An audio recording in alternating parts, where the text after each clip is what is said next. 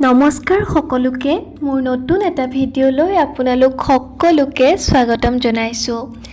আজি মই ঘৰলৈ যাম বুলি একেবাৰে টোপোলা বান্ধি আহিছোঁ মুখত এটা হাঁহি লৈ, কিন্তু এই হাঁহিটো সোনকালে মোৰ পৰা নোহোৱা হৈ যাবলৈ ওলাইছিলে কাৰণ মই আচল ৰাস্তাখিনি পাইছিলোঁ। সেইখিনি হৈছে বোকাৰ ৰাস্তাখিনি। এইখিনি পালে মানে মূৰৰ বিষ উঠি যায়, কেনেকৈ যে পাৰ হৈ যাওঁ। কিবাকৈ গৈ মেলি স্কুল পালোঁ আৰু বেগটো থৈয়ে প্ৰথম কামটো হৈছে সাইন কৰি লোৱা, কাৰণ সাইনটো কৰিলেহে গম পাব উপস্থিত আছোঁ বুলি। এনেদৰে কিছু সময় বহি থকাৰ পিছত অকণমান দেৰিকৈ এজাক ধুনীয়া বৰষুণ আহিল। বৰষুণজাক অহাৰ লগে লগে বহুতে বেছি ভাল লাগি গৈছিলে, কাৰণ কেইদিনমান আগৰ পৰা ইমান বেছি গৰম দিছিলে যে থাকি খাই লৈ ক'তোৱে একো শান্তি নোহোৱা হৈ গৈছিলে। যি কি নহওক বৰষুণজাক দিলে ভাবিছিলোঁ বহুত ভাল হ'ব, ঠাণ্ডা পৰি যাব, কিন্তু নাই। এই বৰষুণজাক একদম খন্তেকীয়া আছিলে, মাত্ৰ 5 বা 10 মিনিটৰ কাৰণেহে দিছিলে। আৰু মই ভিডিঅ'টো কৰি আছিলোঁ ঘোঁৰাটোক দেখুৱাবলৈ, কাৰণ প্ৰথমতে বৰষুণ দিয়াৰ পৰা ঘোঁৰাটো বহুত ধুনীয়াকৈ দৌৰি আছিলে, কিন্তু নাই, যেতিয়াৰ পৰা ভিডিঅ'টো অন কৰিলোঁ সি দৌৰাও বন্ধ কৰি দিলে। ইয়াৰ পিছত মই বাইদেউৰ ক্লাছত এবাৰ চাওঁ বুলি গ'লোঁ।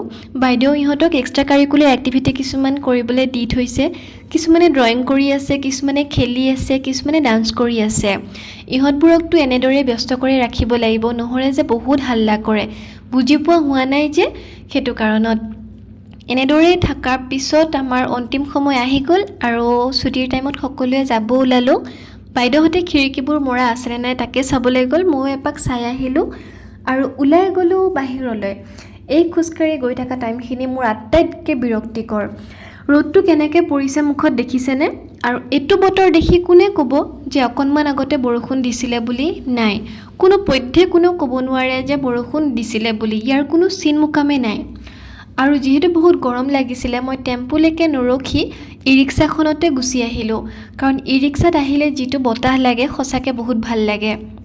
মোৰো যিহেতু বহুত গৰম লাগি আছিলে, গতিকে ভাবিলোঁ বতাহ খাই অকণমান দেহাটো ঠাণ্ডা পেলাই লওঁ।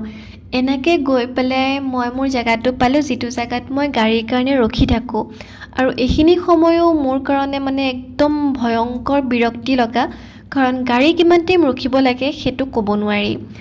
এনেদৰে ৰখি ৰখি অৱশেষত মোৰ গাড়ীখন আহি গ'ল আৰু গাড়ীত উঠিয়ে সুধিলোঁ মোৰ ছিট ক'ত। ক'লে যে পিছৰ ফালে। অকণমান খং উঠিছিলে, কিয়নো পিছৰ ফালে ৰাখিব লাগে, কিন্তু উপায় নাই। এইখন বাছত যে সকলোৱে একদম ৰাতিপুৱাই ছিটবোৰ আগতীয়াকৈ বুক কৰি থৈ দিয়ে, তথাপিও যে মই এটা ফোন কৰোঁতে মোৰ কাৰণে ছিটটো ৰাখি দিয়ে, সেইটোৱে বহুত ডাঙৰ কথা। যি কি নহওক আহি পেলাই মোৰ জাগা পাঠশালা পাই গ'লোঁ।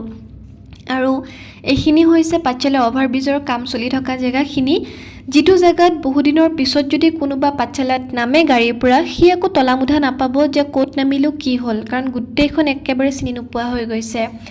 নামি পেলাই মই মিষ্টাৰক ফোন কৰা নাই, মই পালোঁ বুলি, মই চিধাই তাৰ ওচৰলৈকে বুলি গৈ আছিলোঁ। কিন্তু গৈ পাই দেখিলোঁ সি তাত নাই, কিবা এটা কামত বাহিৰত ওলাই গৈছে। এয়া অকণমান পিছতে সি আহি পেলাই আৰু আহিয়ে সুধিছে ফোন কিয় কৰা নাই আহি পাইছা যদি। তাৰপিছত মোক অকণমান বহিবলৈ ক'লে আৰু কম্পিউটাৰ দুটা আনিবলৈ আছিলে বোলে, সেই দুটা আনিবলৈ গুচি গ'ল। ময়ো অকণমান সময় ৰখি দিলোঁ। তাৰপিছত সি আহিলে আৰু আমি দুটাই ওলাই গ'লোঁ এইবাৰ একদম মানে ইম্পৰ্টেণ্ট কাম খাবলৈ, কাৰণ ৰাতিপুৱাই খাই যাওঁ, দিনটো একো নাখাওঁ, গতিকে মোৰ বহুত বেছি ভোক লাগে।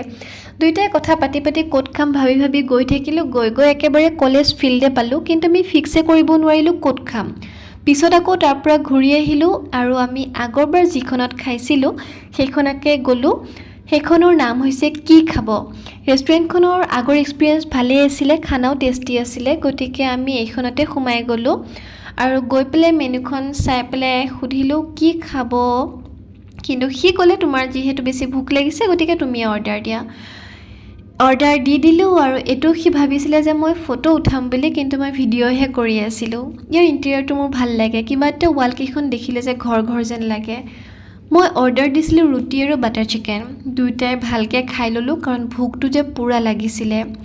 ওলাই মেলি দেখিলোঁ যে আন্ধাৰ হৈ গৈছে। এইখিনি সময় যে ফটককৈ পাৰ হৈ যায়, কেনেকৈ যে ৰাতি হৈ গ'ল গমেই নাপালোঁ।